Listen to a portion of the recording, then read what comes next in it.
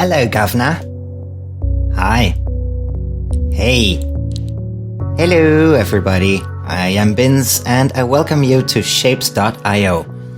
In part 12 of this BUTTMAM series, we are gonna get our hands outright dirty, so you had better be looking forward to it, you perv. Over the course of the series, we've spoken about quite a few things. What's a TMAM, 5-piece approach, brute force, signal encoding, signal locking, concept of ticks, physical assembly, validator modules, cycler modules, crosscutter modules, parallel stacking, serial stacking, scaffolding, duo floats, tri-floats, quad floats, and the fast lane module. And after all of this, I am happy to announce that we're finally going to follow the main input signal from its source located near the hub to the actual TMAM wiring module. Yes, folks, you heard that right. It only took me 11 videos to take you to where you probably wanted to be from the beginning. The place where the input signal actually feeds into the TMAM and where the shape actually starts being processed. And so, my dear friends, let me take you on a journey.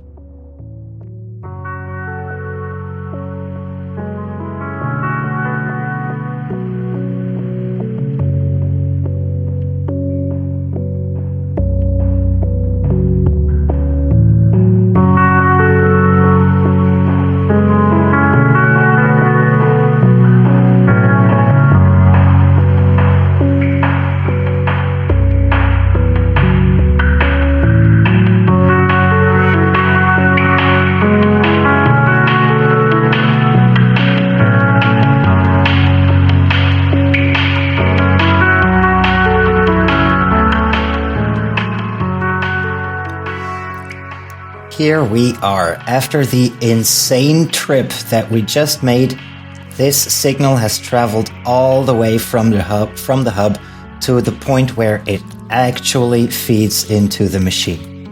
Now, for orientation, I'm going to zoom out so that you can see where we are in the machine. So this signal has traveled from the hub over here all the way to the left-hand side of the machine. And just a quick layout, the macro structure is we have the cyclers that we explained, the candidate cyclers. We have the cross filters that we also explained, and they are going to gradually assemble a set of candidates, and they will then be presented here in the right-hand side of the module. Okay? Now, specifically today, I want to talk to you about this part. This part together with, just this part.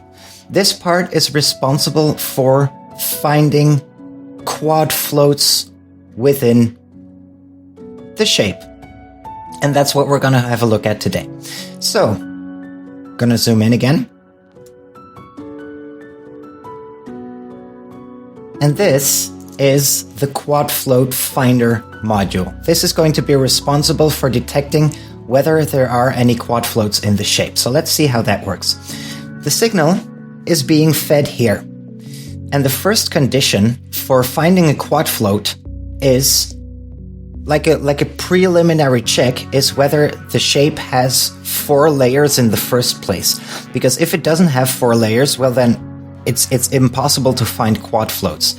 Right, so the first thing I do is I run the shape into 3 unstackers, and if we find a top shape that we can take off, well, then that means that the shape in its entirety has 4 layers, and therefore there could be a possibility of finding quad floats, right? So if that's the case, the signal may continue, and from there on, it is split in 2. It runs into 4 modules that are actually identical to one another. And in the left one, we are going to separate the shape into left and right.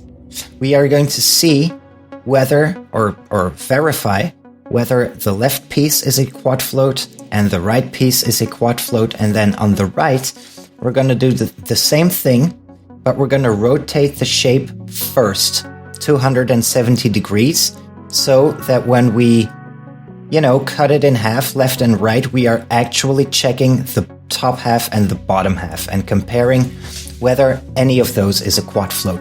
But other than the inputs, the 4 machines right here, they are identical to one another. So how do they work? Well, it's actually very simple.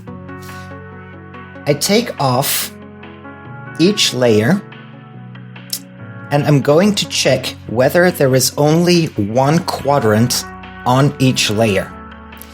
And only if that is the case, then thanks to these XOR gates right here, only if that's the case, a 1 will be output here. If we don't have any layers at all, if we don't have any quadrants at all, we'll get a 0. And if we have more than one quadrant, we will also get a 0. And that would block the signal.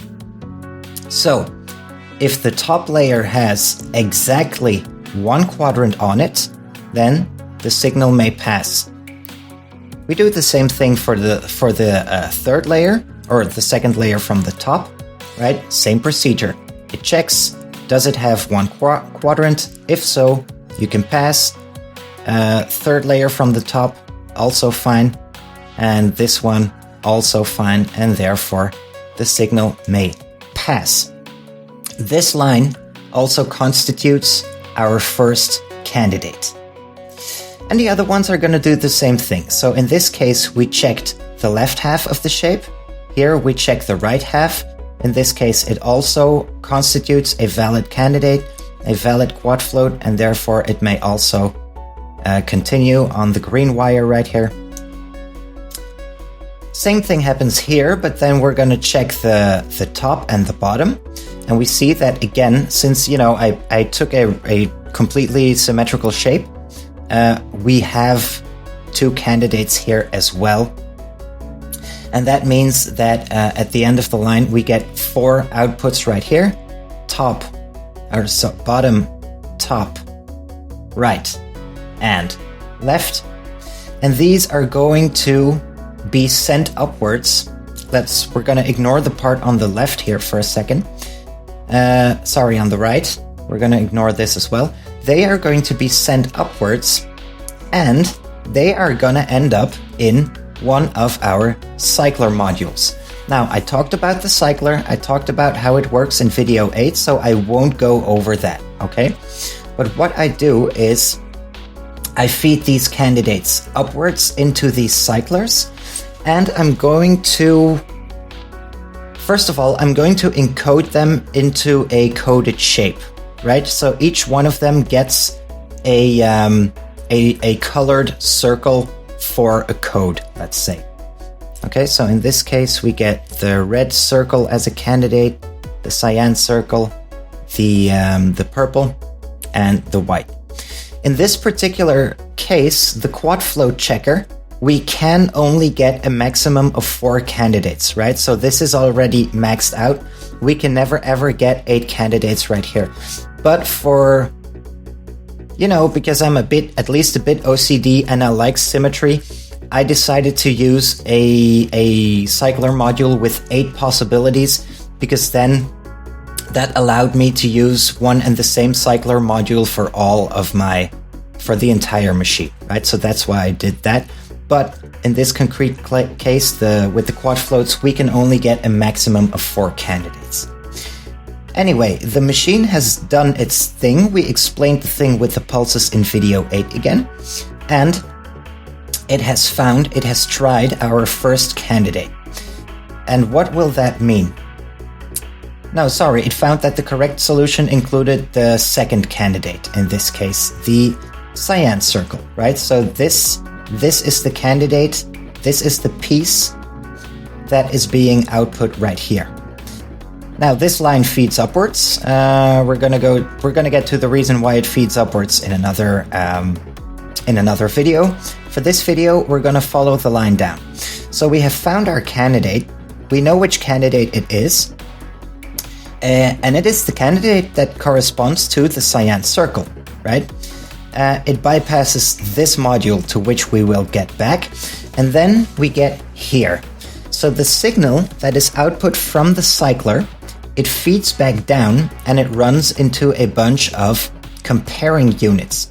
And one of these comparing units, a maximum of one, will trigger. In this case, this one, right? The cyan, because we have a match right here. And what it's going to do, well, it's going to take the initial shape, the one that turned into the cyan square in the first place, and thanks to a transistor, that shape is allowed to continue and all the other ones are blocked. And it is led onwards, it is allowed to continue, and that line actually runs down. It runs into the next modules. This is a candidate that we are going to consider, and this signal is forwarded to the end of the machine towards the validator, which we also talked about in video 10. Now, look at the machine. I told you I have 12 of these cycler modules, and they come in 6 sets of 2. This is for the Quadfloats, and we only need 1 module. This is for the Trifloats, and we need 2 modules. Why do we need 2 modules? Well, because Trifloats can come in 2 variants. Either they're a combination of layers 1, 2, and 3, or they are a combination of layers 2, 3, and 4. So that's why we need 2 modules.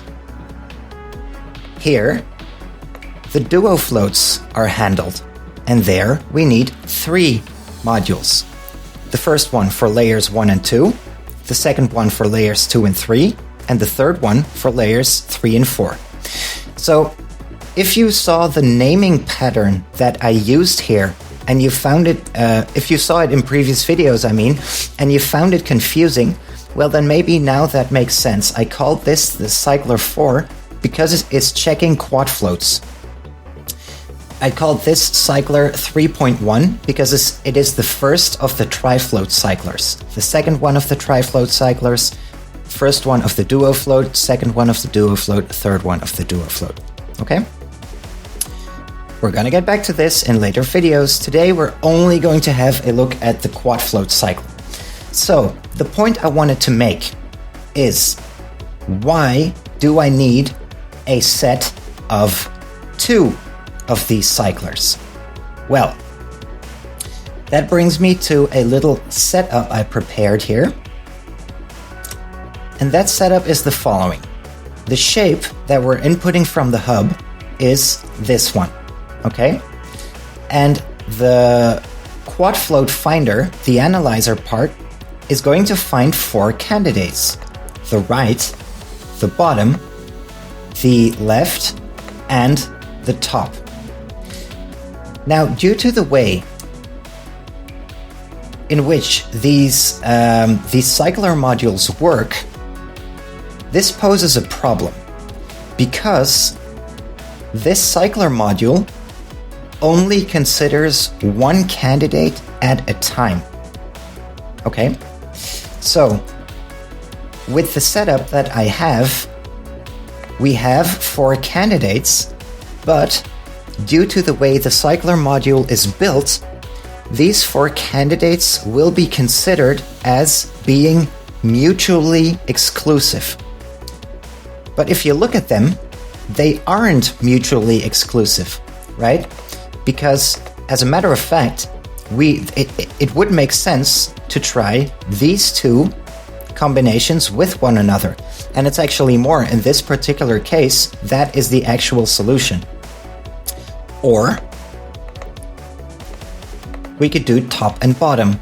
In this case, because the shape is symmetrical, that would also lead to a correct solution. But the bottom line is that the cycler module in and of themselves, they are going to try 1 candidate after the other, right? So the first, then the second, then the third, then the fourth. And in some cases, we may need to consider that we need more than one candidate, like in this concrete example. And that is why I need 2 modules. So actually, we are not going to output just one Quadfloat candidate. Well, we might, but we might also output 2 of them. Now this poses a problem because there are, with 4 candidates here and 4 candidates there are 16 possible combinations, right? 4 to the second. And, well, let's have a look at this again. So now we are going to try 2 combinations of these Quadfloats, but it would never make sense to try these 2 with each other, for example. Okay, so it would only make sense if we have this one. Then it wouldn't make sense to take this one. It would make sense to try that one. And it would not make sense to try this one. So I have an entire filtering mechanism in place that is going to determine if we have a candidate selected on the left, well then it is going to make a filter selection based on which candidates would even make sense to try in the second module in the first place. And that's what this entire filter module thing does. So, what this module on the left is going to do is it is going to start with a red candidate, right? And in this case, the red candidate is the top half of the shape. So it would only make sense for this machine to try, or, you know, for this machine, this part of it, to try the bottom half. Anything else would not make any sense. And that's what these filters do. So they are also kind of brute force approach filters. They are simply going to eliminate any line that is not compatible. So, in this case, we are trying the cyan circle, and we get the right hand side. So, the signals that are blocked are this one, because, you know, it has to block itself. It would never make sense to combine it with itself. So that's why it blocks itself. It blocks the one on the bottom, but only the one on the left is allowed to continue. And this is fed here and provides a candidate.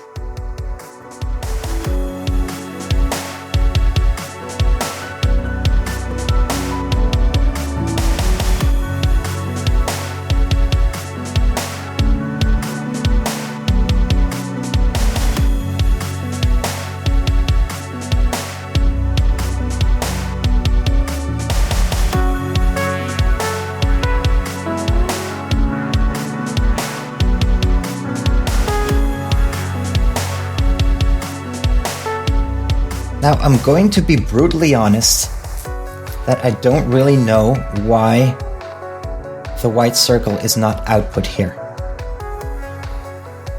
Let's have a look.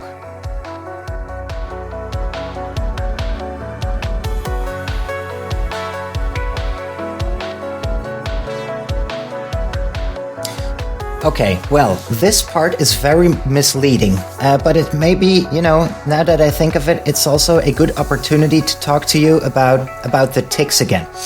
In video 7, I spoke to you about ticks. In video 6, I spoke to you about signal locking. And I believe in video 10, I spoke to you about how the validator cuts the input feed when it finds a correct solution. Well, here we have an excellent example. If we look at the final shape, we see that it is composed of the top half and the bottom half. So this means that at a given time, this machine found a solution and it cut off the signal. But the fact that we don't see that reflected here is an indication that, you know, pulses were already sent. Now, let me start that phrase over. So pulses have been sent from the right-hand side to the left-hand side. New shapes have been tried, and meanwhile, the entire, you know, processing chain goes from left to right, and it is not instant because each module, each unit adds one tick. So these pulses, they are circulating. The pulse is circulating, is moving from right to left. These machines are influenced, so it might be that the right-hand side is currently considering a candidate or a set of candidates, while the left-hand side has already begun considering another set of candidates. And that is exactly what has happened. So this cycler was already in the process of considering right and left, but the signals had not yet made it towards the right. On the right-hand side, on the other hand, the validator had found that the top and the bottom also works, so it cut the signal. Right? And probably we are going to see that we should be able to see that here if my predictions are correct. So we see top and bottom. This is the place where the validator cuts the signal. And here we have, you know, matches that we have pieces that don't correspond at all. Right? That is what happens. So that is, you know, that brings me back to the part where I spoke to you about how confusing all of this can be. Because we have different signals right here. And if we want to look at what's going on, well, the behavior that provokes that situation is all the way right here at the completely opposite side of my machine, which we don't have on screen if we are looking at this tiny fraction of it, okay? So I repeat, one of the big challenges is the fact that you don't have everything on screen. And if you are looking at a part of your module and you see certain behavior, then you have to be aware of what is happening outside of your screen, so to speak. So in the other modules, in the other parts of your machine that you cannot see, you have to be aware of what's going on. You need to know what your machine looks like. You need to have the blueprints of your machine in your mind. Okay, that was a quick sidebar. Anyway, let's suppose... You know what? I'm going to try and force this. Let's suppose that we are considering the first candidate right here. Does that work? Does that work?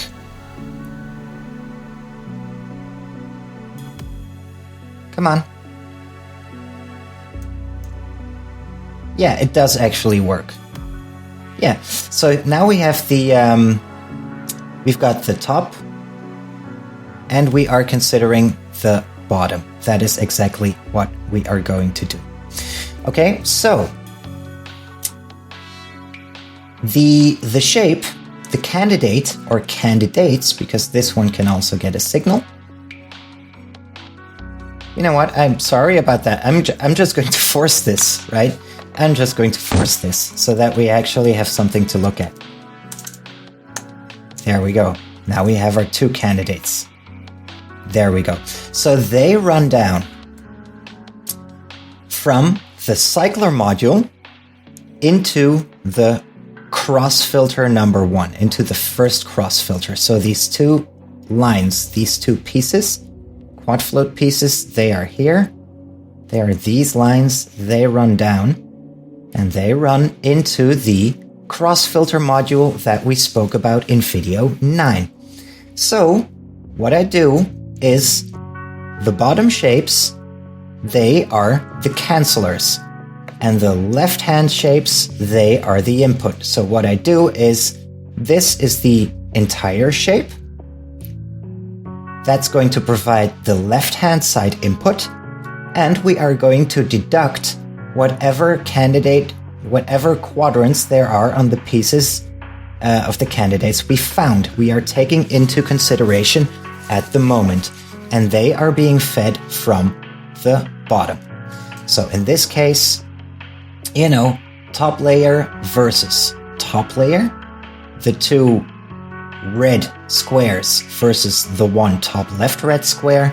The red square is cancelled out on the top left, and what we get is the bottom right. Okay, that is for the first piece. And for the top layer, this is for the first piece, second layer from the top, exactly the same procedure, third layer from the top, fourth layer from the top.